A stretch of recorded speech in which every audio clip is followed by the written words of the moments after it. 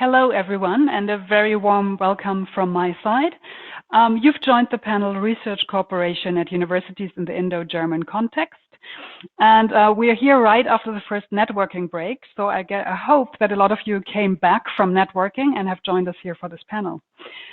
So for the next hour, we will discuss the potential and the challenges of Indo-German cooperation at universities. And there's going to be another panel after this discussing all of this in the non-university sector. So all of the institutions that are represented here also have a booth at this research event. So if you have any detailed questions, please feel free to come back to us afterwards, join our booth, ask specific questions about the institutions there as well. And for the time of the panel, please use the chat, which is open for your questions. So you can, throughout our talking, you can pose questions and we will get back to if possible, it might be, I have no idea how many questions you have, but it could be that there's too many questions. So please don't be disappointed if we can't answer all of your questions, but we will see. We'll do our best. My name is Britta Piel. I work for the Center for International Cooperation at Freie Universität Berlin. We also have an office in New Delhi, and we also have a booth at the fair. And I would like to introduce our panel for this session. And because you can only see me while I'm talking, I'd like to hand over to each of our panel members to introduce themselves. And we will start in alphabetical order. And so the first word is for Amisha Jain from the University of Cologne. Hello, thanks, Britta. Hello, everyone. My name is Amisha Jain, and I represent University of Cologne branch office in New Delhi since the year 2009. And we are a traditional university and do not offer any technical program. So please feel free to ask us any questions during the session. Thank you so much. Misha, and on to Elizabeth Fongate from the University of Göttingen. Hello, greetings. My name is Dr. Elizabeth Songate. I represent the University of Göttingen India office. We have our office at the German House in New Delhi, as well as the Göttingen Pune Outreach Center at ICER Pune.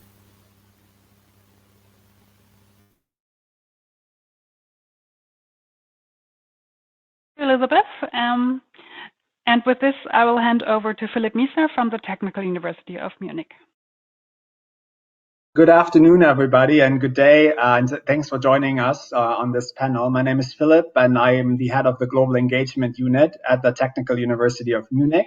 We look after international partnerships and strategic alliances. I particularly look after our partnerships in India, and I've also been very much involved in the operations of our liaison office, which we opened in 2014 in Mumbai. I look forward to a good conversation with my fellow panelists and also to your questions. Thanks, Britta.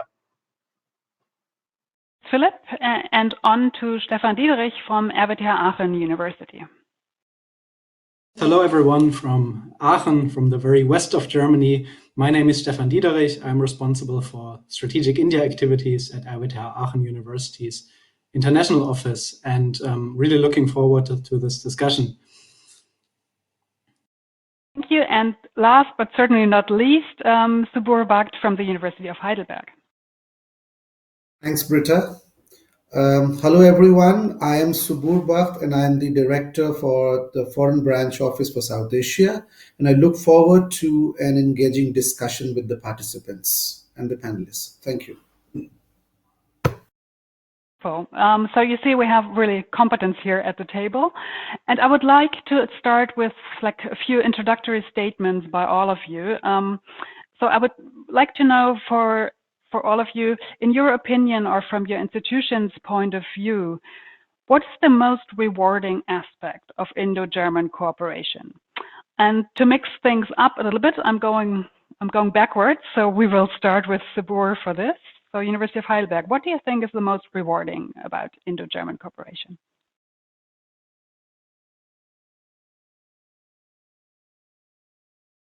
Thanks, Britta.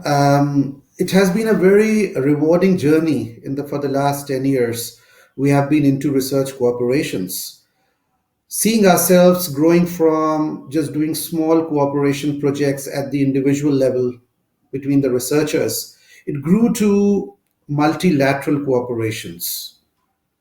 From multilateral cooperations, we moved to interdisciplinary cooperations. So it has been an experience of knowing new people, knowing new institutions, complementing the skills.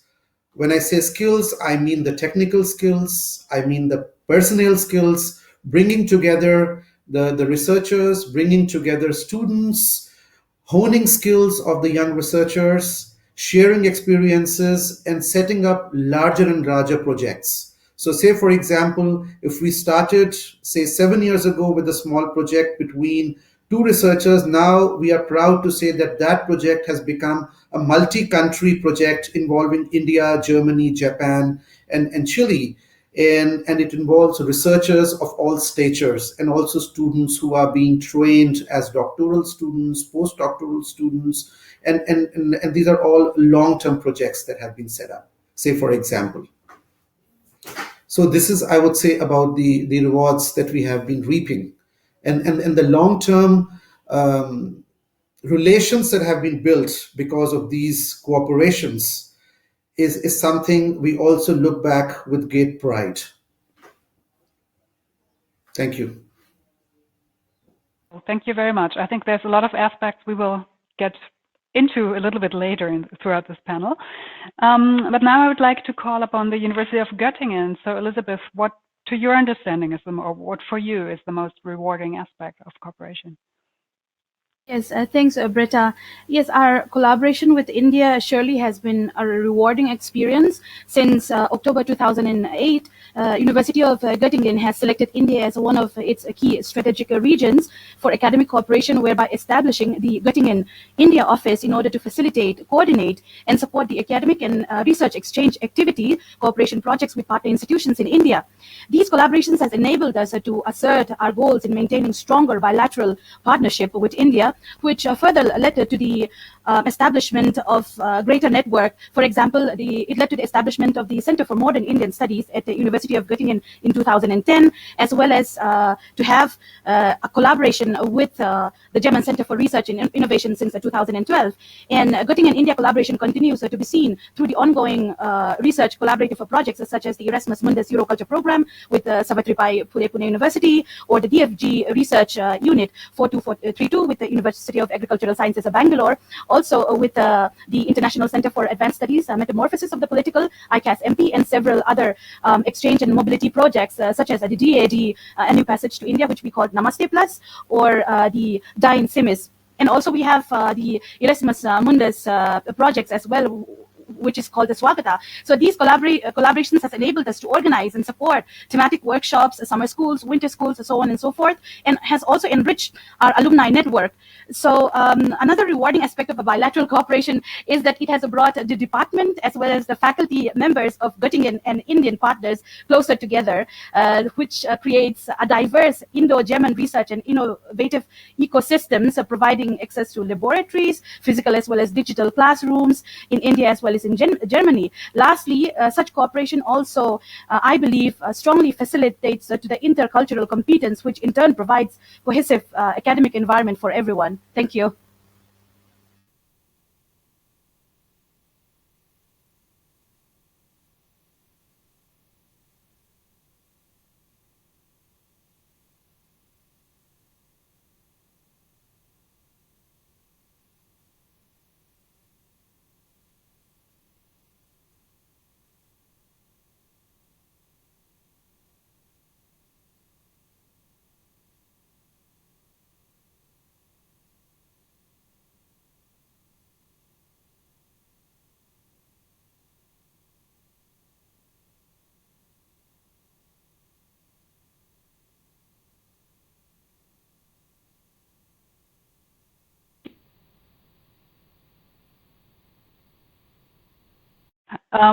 So moving to the Technical University of Munich, Philip, what to you are the most rewarding aspects of Indo-German collaboration?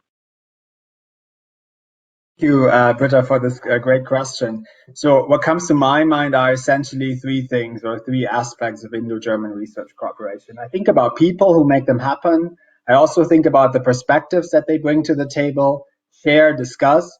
And I also think about the larger prospects for Indo-German scientific engagement as we look ahead. When we talk about people, I think any research collaboration first and foremost lives by and through the researchers involved. And that's the most simple statement that one can make. However, I think it is worth recalling that we benefit in the Indo-German research context tremendously from the larger number of people already involved in bilateral or multilateral research collaborations. By that, I'm of course alluding to the large number of Indian talent present with us at German universities. So at TUM, for instance, we have more than 1,200 Indian students seeking a degree from our university and calling us their second academic home, which of course makes us very proud. In our experience, these collaborations are oftentimes filled with a genuine sense of excitement and enthusiasm, and also with a shared commitment to solving what I may call real-world problems. And that brings me to perspectives.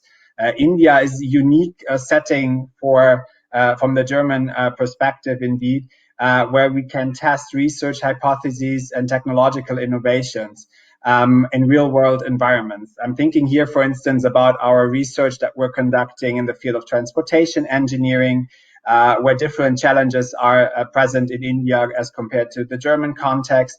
I'm also thinking about research that we're doing on the impact of climate change in rural areas, which of course is very different in India when compared to Bavaria and our landscape here in Germany.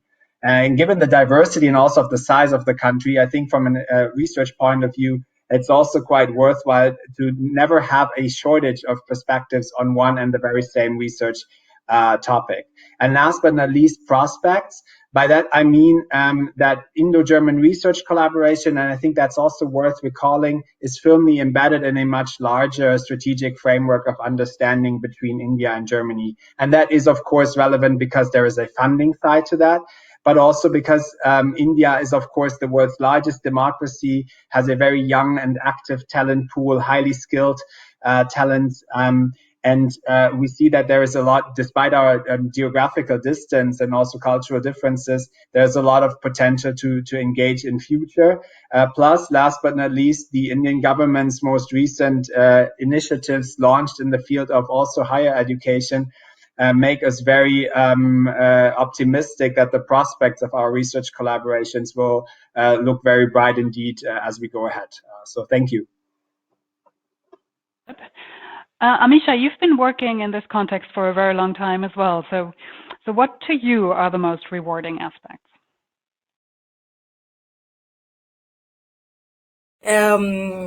According to my observation, it's not a fast process to have any kind of a cooperation.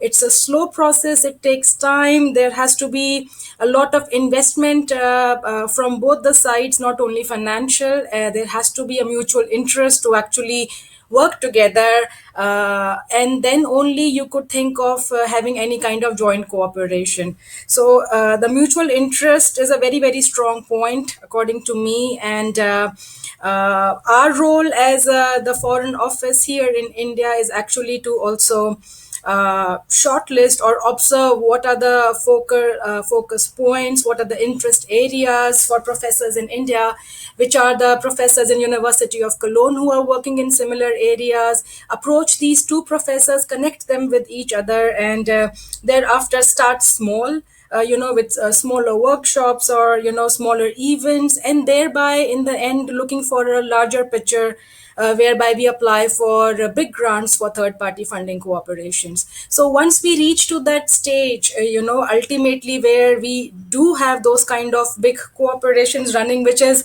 helping or supporting our students on both the sides, and also the joint research or the research of the countries. So this, according to me, is the most rewarding aspect of Indo-German cooperation when I see those successful cooperations running at this time. Yeah. Isha, thank you very much. And lastly, to Stefan. So what to you? Do you have new aspects? Do you say the same? What are your thoughts? Thank you. Well, I would say at RWTH, our research strengths are relevant for India, and that is why India is also relevant for us. and I, of course, agree with what the other said about the importance of individual initiatives and the agency of an individual and of people, the talent of people. India plays a significant role in our international strategy. So for those who don't know RWTH Aachen University, we are one of the leading technical universities in Germany and in Europe. And we have a really ever increasing number of Indian students and researchers in Aachen. And they are really enriching our university. And this is what makes India very important for us. And we're very, very happy about this development. Now, for those in the audience, you're probably interested in topics. So I'll just name a few. And that's what makes us also interesting for Indian scientists and Indian students. Our profile areas include topics such as computational science and engineering, energy, chemical and process engineering, information and communication technology, material science and engineering, medical science, molecular science, mobility and transport engineering, and production engineering. Now, this all has a lot of, the word engineering appears quite often, and of course, that's also at the core of what we do. Now, we maintain really lively and thriving collaborations with excellent partners in India, and this is what makes India very, very important for us. One flagship project is the strategic partnership with our sister university, that is the Indian Institute of Technology Madras in Chennai.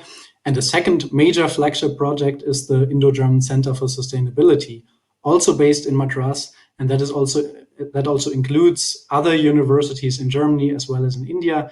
And it's a large center.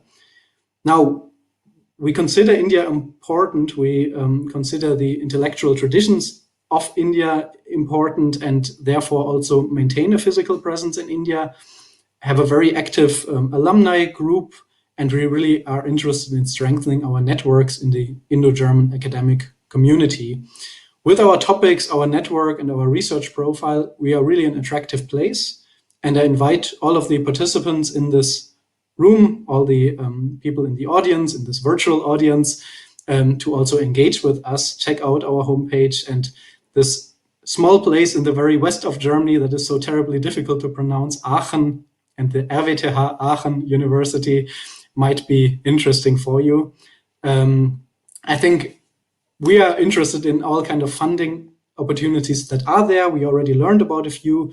And when it comes to the DFG, the European Union, the IGSTC, the DAD, AVH, but also Indian initiatives like Spark or Gyan, we are always very eager to make use of them. And this is also it's a developing sort of field in which new initiatives are coming up. And we consider this a very exciting field. Thank you. Stefan, let's stay with you for a moment. All of you here on this panel, you kind of have a bridge building function. You're all in the intersection of India and Germany. So I guess part of your job is also to convince people to cooperate in a way.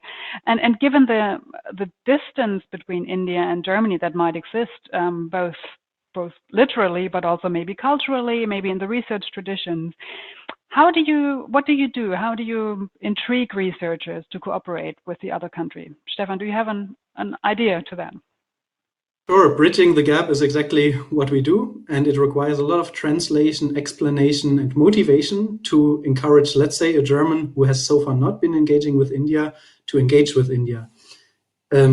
Funding helps, but funding is not everything. You have to also spark the curiosity of people. This can be on many different levels. It can be the motivation to work with excellent scientists, and excellent scientists exist in India, and we have excellent institutions, not only the IITs, but also excellent universities and research facilities. So this often gets researchers in Germany excited that there's this vast pool of talent. Then there are, of course, topics that are best studied and researched in India or with Indian partners. Some topics are just unique to India, and you have to go there to study them. So building a bridge, making it easy, I think this is what we try to do. This is why we work together with funding organizations and with political support, of course. It is not easy. Anything you do between India and Germany is not easy, and it takes a lot of care. But what we observe is once it's taken off, then there is some kind of organic growth. You have knowledge on research cooperation being passed on from generation to generation, let's say from a supervisor to a PhD student. That is one direction in which information and knowledge flows, but also sort of horizontally, it also flows from one department to the other department. And if you can nurture such competence networks, such knowledge networks, I think that's the best you can achieve in an institution. Thank you very much. And maybe Elizabeth, let me pose the next question to you, because we have quite a number of questions in the chat as well that say, if for an Indian researcher, what can I do? How should I approach a German institution if I want to do research, if I want to collaborate in research, or if I want to go for research? How do you usually advise people who approach you like this? Yeah, that's a really good question, Britta. When an Indian professor approaches us so as to collaborate with the Göttingen professors, what we do is we, as in for the Göttingen India office, we are bridge builders. So what we do is we try to connect the Indian professors with the Göttingen professors. So it's either they write to them directly, or we write to them and say that so and so Indian professors would like to collaborate with you. So we wait for the replies or the interest of the Göttingen professors. Likewise, this would be vice versa if a Göttingen professor would be interested in collaborating with an Indian professor. And one thing that I would like to add is what Stefan said is really true, that in order to be a bridge builder, it is really important to convince and motivate not just the Indian professors, but the German professors as well to collaborate. And also, I think really prerequisites for healthy bridge building would be to build trust between faculties, between departments, and also to explore the availability, to have a prior knowledge of each partner's focus areas and interests, and also, of course, the availability of funds always helps in collaborating for projects or any individual research projects.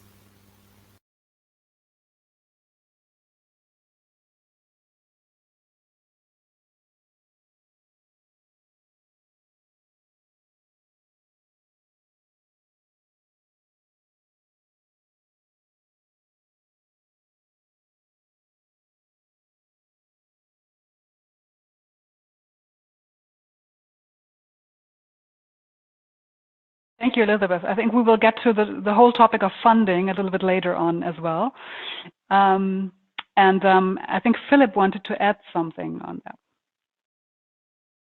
Just very briefly, because in our experience, it's not really been about convincing that much, but rather raising awareness also on the opportunities present in India. And that goes two ways. Essentially, I believe that it comes down to providing a good framework of orientation on the institutional level to make sure that researchers have an understanding of what's happening with an institution in India, and also who's doing what with partners in India, so to contribute, to participate, and to also create some synergies. And that sort of is the topic of also strategic partnership building, where different initiatives go hand in hand with different target groups that are involved. And the other aspect that I wanted to mention is I often have the feeling that we think about this international engagement from the very closed off university perspective, rather than also exposing our faculty members or making them aware of the other opportunities around the university campus and our partnerships. And for instance, industry involvement. There are plenty of German industry facilities in India, very active industry engagement. If you look at the startup scene in India, for instance, and these may also be sort of convincing factors or factors that help raise awareness for collaboration with India and for the potential in the country as a whole. Thank you. We heard about that the framework is important, the trust building, the opportunities on both sides. Awareness is a big topic. And Amisha, you said you would like to add something to that. It's true, as Philippe said, that the awareness, raising awareness on both the sides is a very, very important function of representatives like us. So every year when we visit our head offices, it's a time when we meet them and inform them about the latest research policies or research focus areas that are happening in India, inform them about the education system of India, and that's what we do when we are here.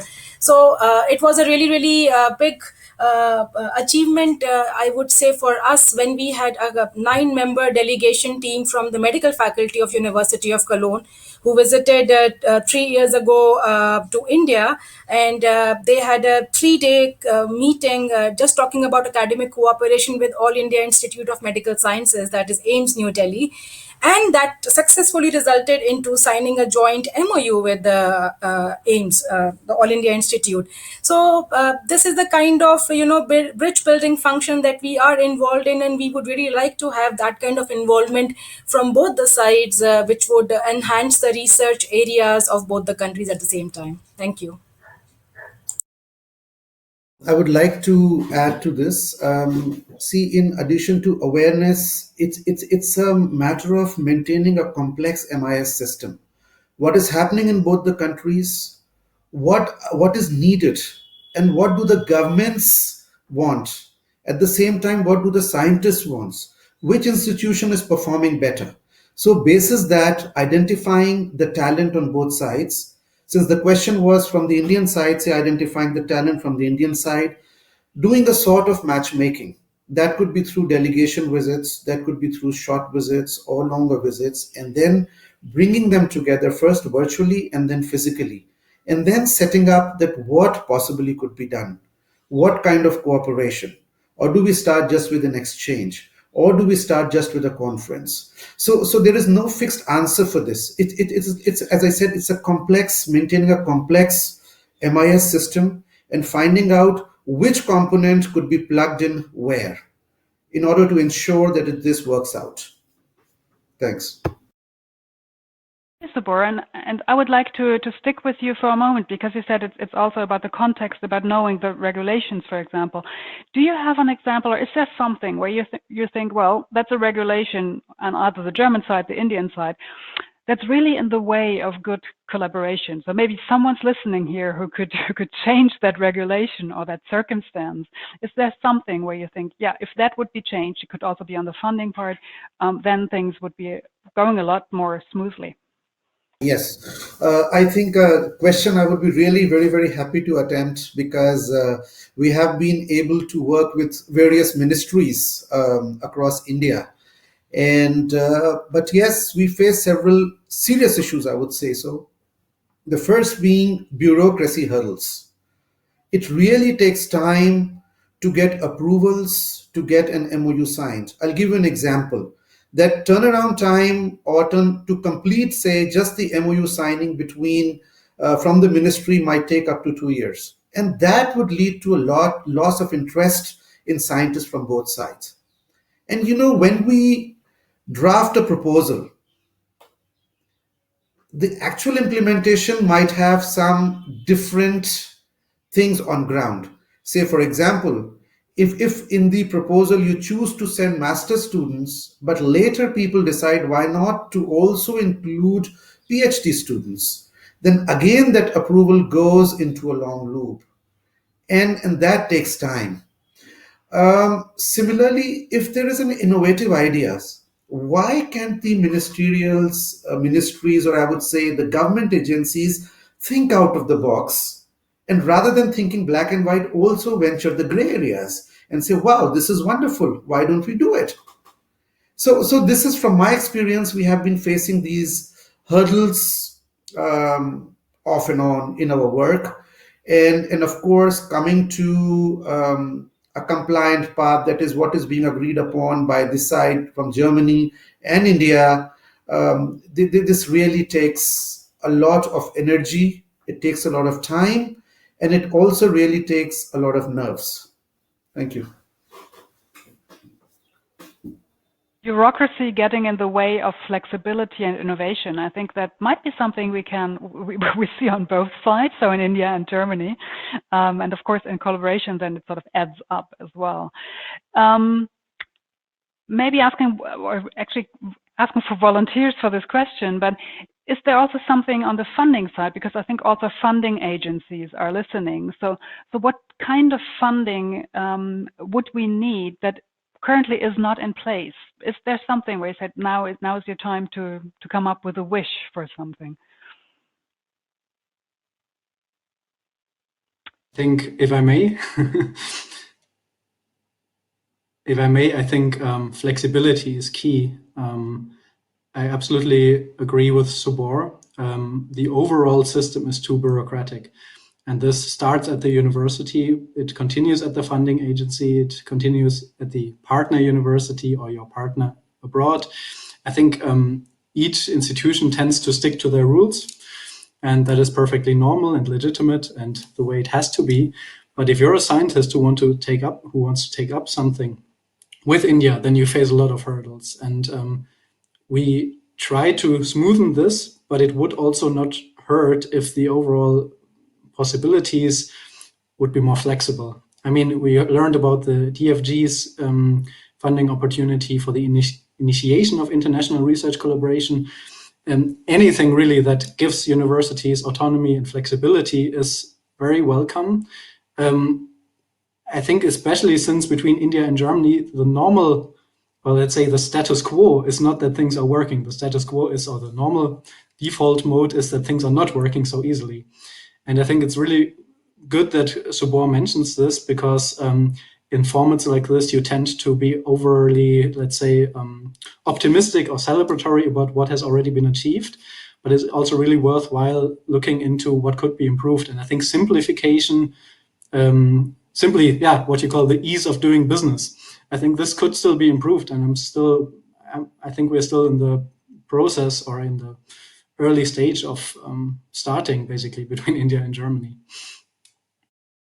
Yeah, I would quickly like to add that we would appreciate more funding in the field of arts and humanities. So this is one field that has been an adherence from getting into more cooperation and opportunities. So we always try to fit in arts and humanities into interdisciplinary topics or interdisciplinary funding projects. So that's the only possibility of including those arts and humanities related projects at the same time. And I also know that there are a few mobility fundings that do not actually cover the rent or the tuition fee of the Indian students in Germany. And this is something that we need to also think about, because if the funding is not enough, or if it doesn't cover the major part of your stay and your study, then again it's a hindrance to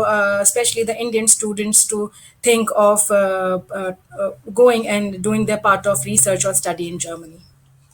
Thank you. If I may add to this is also something that I wanted to raise.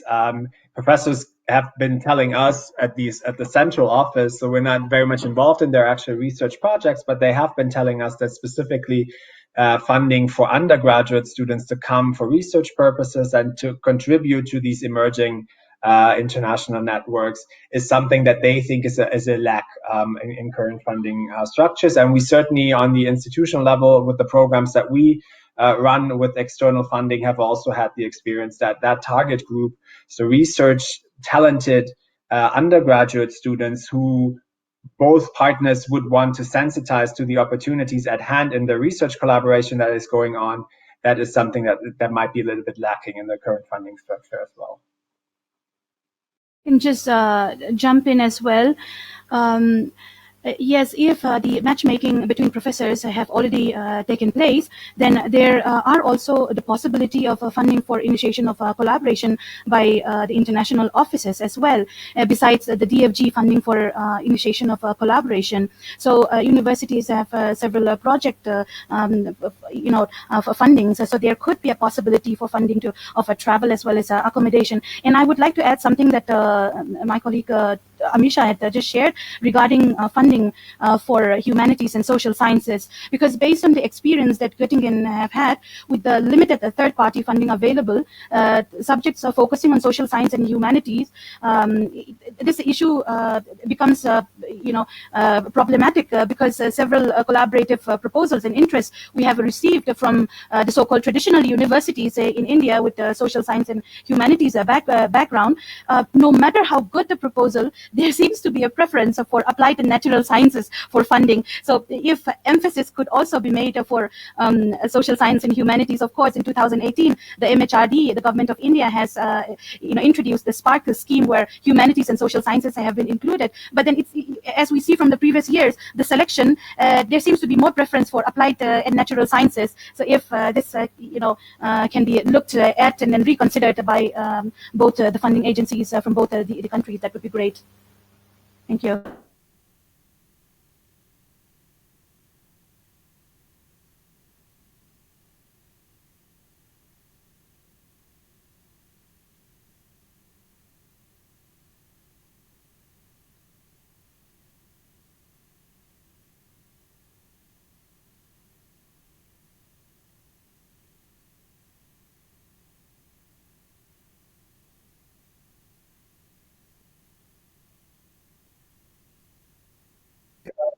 Um, I would like to add a point here.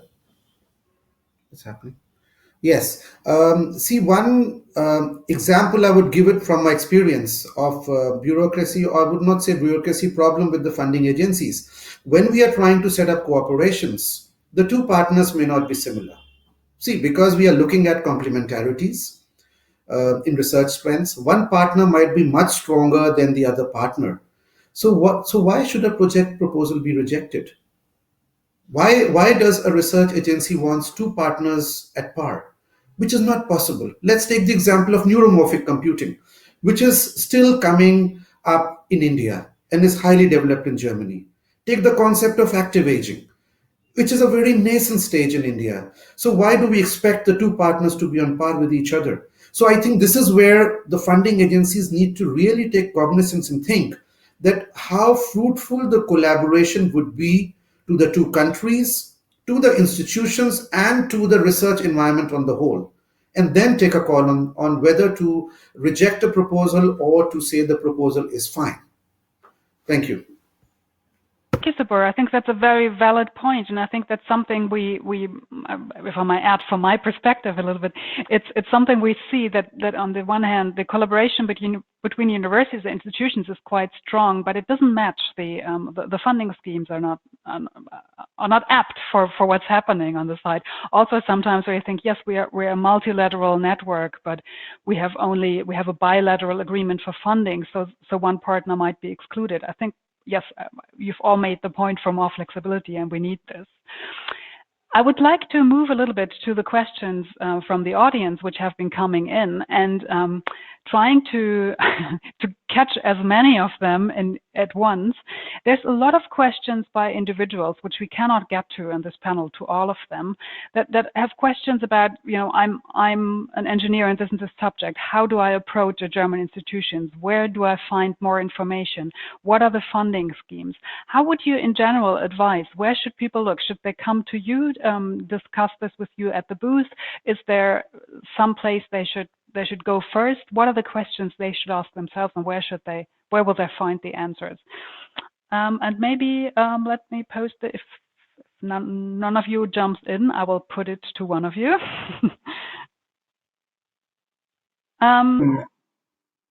Sorry.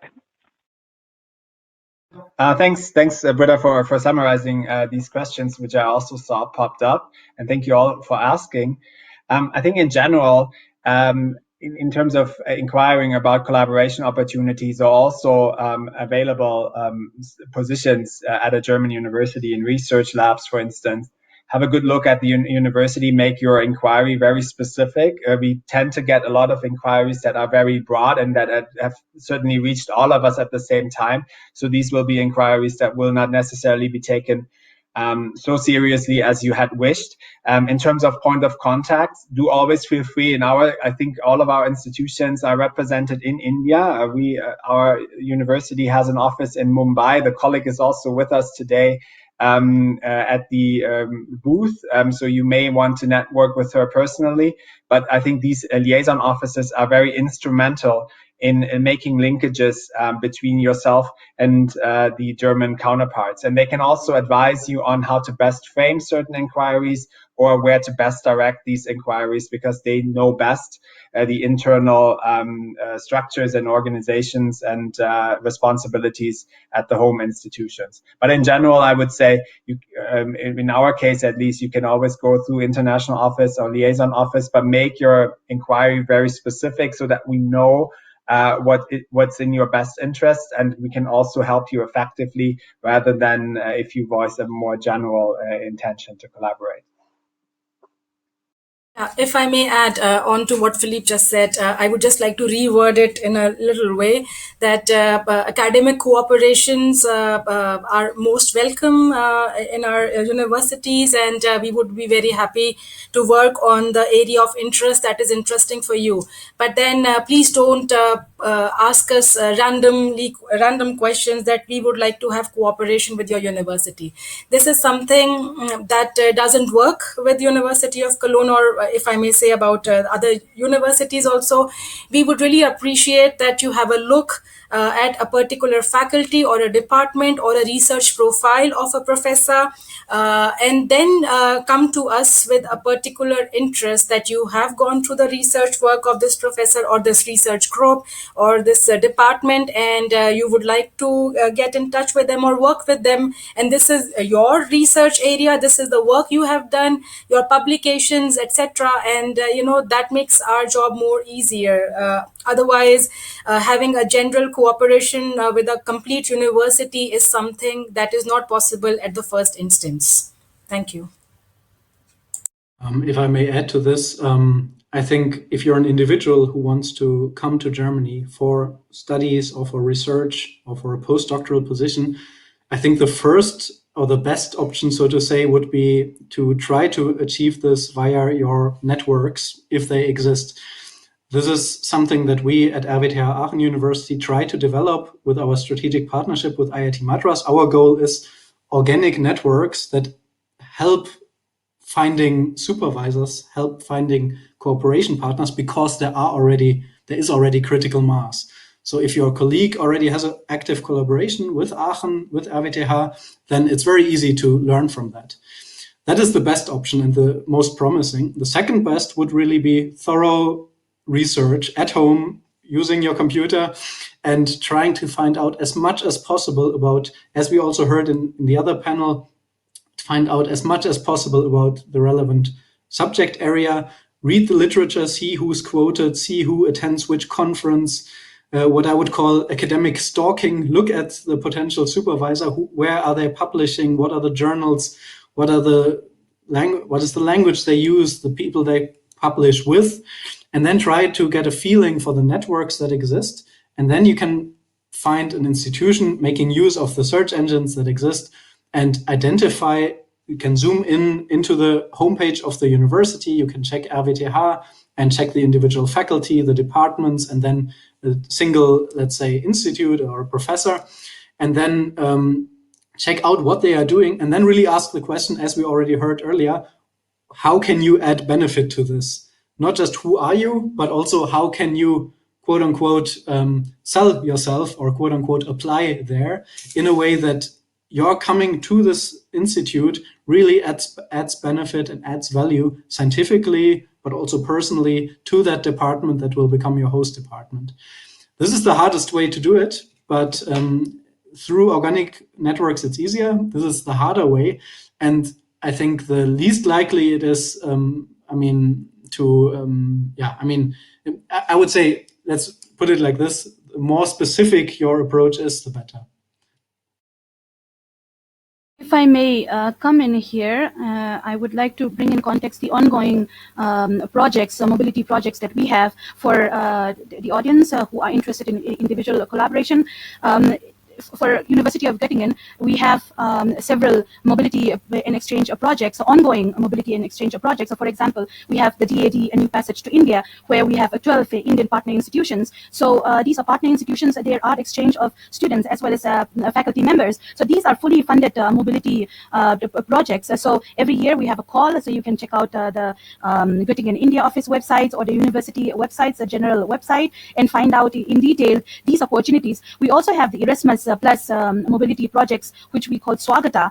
And in the Swagata project, we have 9 Indian partner institutions besides the Erasmus Plus mobility projects. So there are very opportunities for Indian students as well as German students to travel to and from India as well as Germany. So these are opportunities for individual researchers who would like to come and study in Germany. So just wanted to share that with you. Thank you.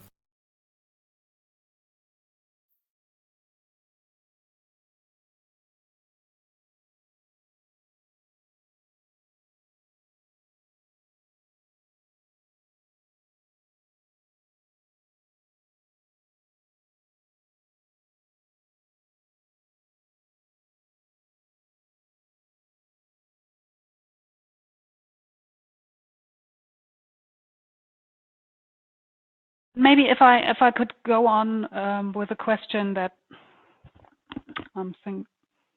There we go. Maybe I can come up with another question, because we are discussing research collaboration here, but you've all gotten into the topic of student exchange, which might be bachelor's, master's, PhD students. So maybe a few more minutes on this as well, because there have been questions coming up on that as well. How can students benefit from these Indo-German research collaborations? What are options apart from student exchange? Do you have examples from your institutions that you might want to share? Yes, maybe I would like to add over here. There are multiple ways by which students have developed out of these research cooperations. See, when these research cooperation projects are set up, there are PhD positions that can be, there are postdoctoral positions. Now, these could be full-time positions, or they could be full-time when I means fully from the German side, or they could be sandwich PhD types, where a student does say 1 year in the home country and 2 years in Germany, then back to the country. So they are able to get that international flavor and experience of working in Germany, right? In some cases, it can lead to a joint degree or a double degree, to say so, because from our experience, we are doing this in one of the projects where the students are being offered a joint degree. Similarly, it could be if you send a student, say, for example, master's thesis, he might be liked and might be offered a position in the German lab. Of course, all this happens in discussion with the Indian supervisors and the sending institutions.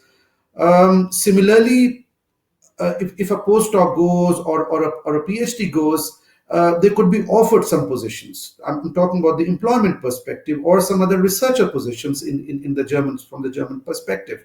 Similarly, if there's a German student coming to India, then there are various opportunities that opens. You learn culturally, you learn infrastructure, you learn new technology, and then you actually build up long-term bridges. Especially when you are young, you get into a part of these research cooperation projects, even as exchange students to start with, and then you grow further. Then you set up these long-term cooperations with your counterparts in Germany or with any other country you are cooperating with. Maybe to add to that, and I think Subor's insights earlier on in terms of talking about that you have to figure out which particular component fits a particular collaboration. I think the same is true with students. We have on the one side the individual approach of students recruited by their professors for their research, for a collaborative research project. And then there's sort of the institutional side, which traditionally comes down to regular semester-based study abroad program. I think we need to bridge that gap and help from the institutional side to also make other forms of student engagement possible. Talking about structured research internship programs, for instance, over the summer. I'm also thinking about faculty-led short-term programs to have a different array of select initiatives and formats for students that allow for a different degrees of exposure to experiences in India, from a short-term perspective to a more long-term perspective, and also think about the students' life cycle more holistically, in the sense that you may want to start with a faculty-led short program on undergraduate level, where students take part in a collaboration on the teaching dimension, perhaps, and then they do a study abroad at an Indian partner institution, and then maybe in their graduate level, they come back for their master's thesis. So we have an opportunity for them to do research work. And then on the PhD level, there's something else that at offer that would allow them to go for maybe a co-supervision program or anything of that sort. So make sure you have a different array of opportunities available, and also make sure that how do we link these individual initiatives. Last point, there's also a student group at our university that we're now trying to focus also, that those are students organized already in sort of startup teams. And we do have a successful program that we're running with the US, where we send student startup teams to the United States. This is something that we all have on our agenda in terms of developing further. Nothing specific yet with regard to India, but I think it showcases that there can be different approaches to student engagement, rather than just having a study abroad program and then on the other side a completely individual inquiry made by a student to a professor. Yeah, I have a very nice example to add on to it. So, for example, we have project funding for the DAAD, a New Passage to India program. And the title or the area of research that we do here is environmental interactions in focus. So every year we have the students and the professor from University of Cologne, from the Institute of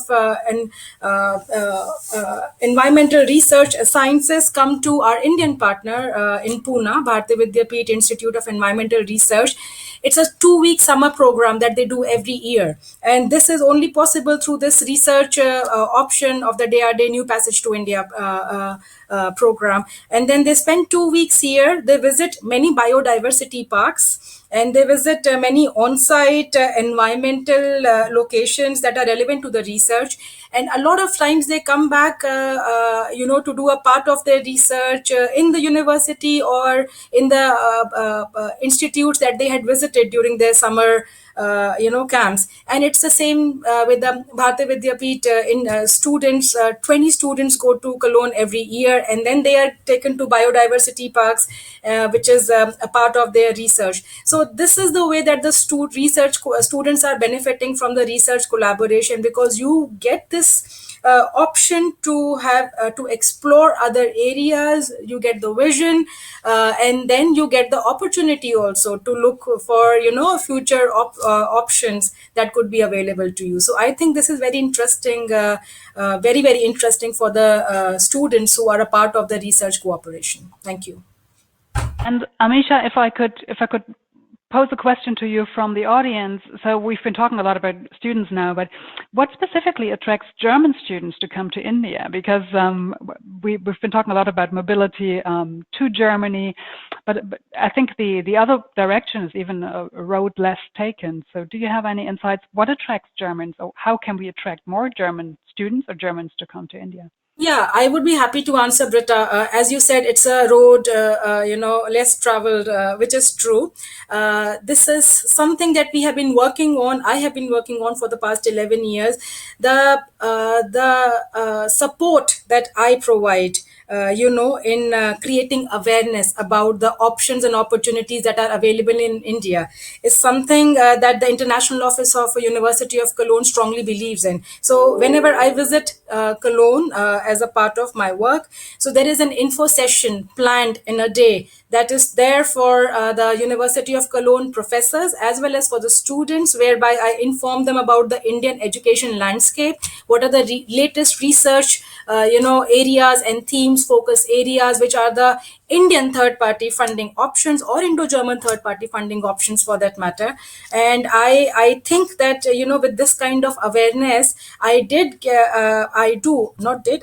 get a lot of interest from students, from faculty, from professors asking me about various options that they would like to spend maybe 1 month as an intern in India. And I have been, for example, somebody from the medical faculty, medical researcher spent 1 month in a local hospital in Delhi as an intern. So that was a great, a great. I think achievement.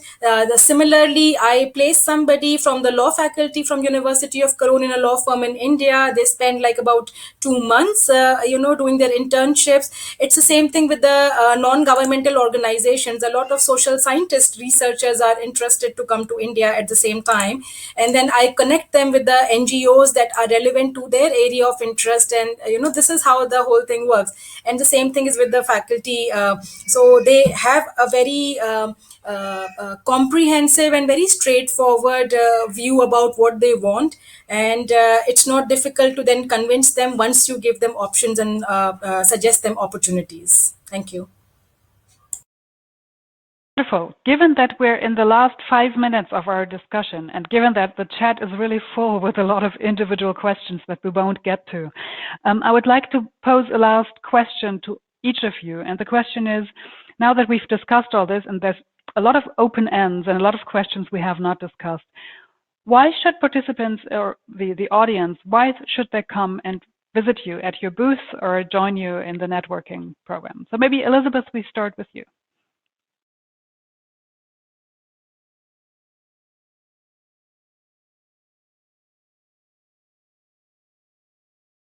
Or maybe not.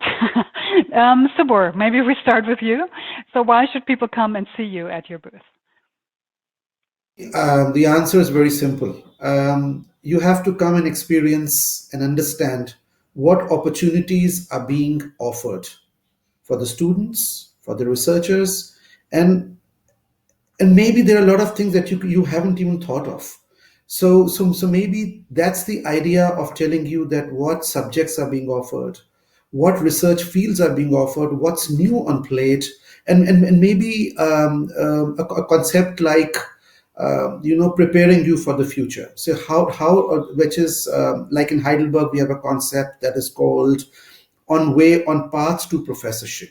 Then how to train young people to become professors in future. I'm just giving you an example. So the best would be to come and understand and see the plethora that is being offered over there. Thank you very much. I'll try again with Elizabeth. Elizabeth, why should we come see you? Yeah, sorry about that. Yeah. We have a booth there, so please do come and visit. Mr. Netra Vendari as well as Mr. Laura are there to receive you, and I'll be there in a few minutes' time. Yes, why should you come and visit? One of the main, reasons why you should come and visit is that many universities, including us, are traditional universities.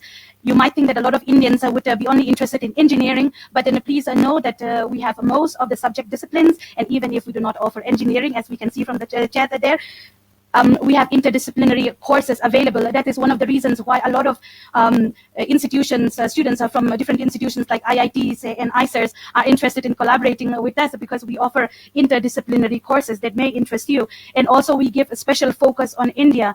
And one of the reasons why we gave a special focus on India, a good example is the establishment of the Center for Modern Indian Studies at University of Göttingen, where we have the collaboration of different disciplines like economics, history, and public health, all coming together, forming one center. So Indian students do have an opportunity also to study Indian society in India as well. So I invite you to come and visit our booth. Thank you so much.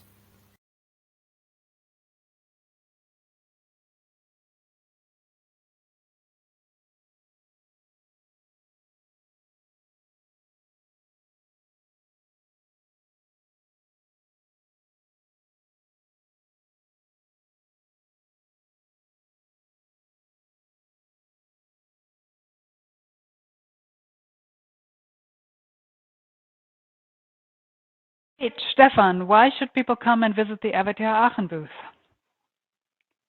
Yeah, if you're passionate about science, if you're passionate about technology, check out RWTH, RWTH University, RWTH Aachen. And I mean, you can make use of the opportunities that are out there. So I would really encourage you, check out not only the booth, but also our homepage, go into detail, and one day also visit us in Aachen. So I'm really looking forward to staying in touch with you and see you soon. But what about the Technical University of Munich? Britta. Yeah, come to our booth to just establish a first personal contact. You may know TUM already. Just go to our website and do some research. Come to our booth and talk to my colleagues from our liaison office in Mumbai and also from our talent factory. And they'll be able to give you a good insight into tailor-made programs that may be fitting for you, especially if you're an early career researcher. We have something called the Talent Factory, and a colleague will be there to give you some more insights into the opportunities available in these programs that the Talent Factories is running. I would also encourage you to visit us and to see TUM as your gateway to Munich. Obviously, a very lovely city in the south of Germany, but also the technology hub. So if you're interested in learning more about the city itself and in learning more about how TUM may be your gateway to living with us, studying with us, researching with us, then you'll find my colleagues with great conversation partners at the booth. So again, thank you for joining us today. And Amisha, we started with you, so we're going to end with you as well. Why should people come and see the University of Cologne booth? Yeah, so my observation until now has been that you may or may not have an idea about the German organizations that are participating today. This would give you a chance to come to us individually and ask us, whether we do offer some kind of opportunities for your higher studies at our institute. So University of Cologne has many small research collaborative research clusters and big collaborative research clusters and structured PhD programs, graduate schools, and individually also, if you have an abstract or some kind of a concept note already, not concept note, abstract ready for your PhD research, please come and ask us. We may be able to guide you to the right person, to the right contact person, or even tell you whether you need to work a little more on your proposal at the same time or not. So this is the right time for you to ask us what we can offer to you in a very short span of time. Otherwise, yeah, you would individually visit us whenever it is possible. And most of us are here in India. And to answer your questions and to your queries, feel free to write to us, to email us, and we would be happy to help you out. Thank you very much. Wrap. So thank you very much, all of you, for attending our session. Thank you to all the panelists for really helpful insights. And I invite you all now to join us at our booth. I might make a little advertisement for my institution as well. Freie Universität Berlin is represented as well. So there's 6 universities from this panel alone that you could visit, and I hope to see you all in the networking area. Thank you. Bye-bye. And I would like to thank you, Britta, for your wonderful moderation today. And thank you for being there and being as supportive as ever. Thank you very much. Thank you. My side. Thanks.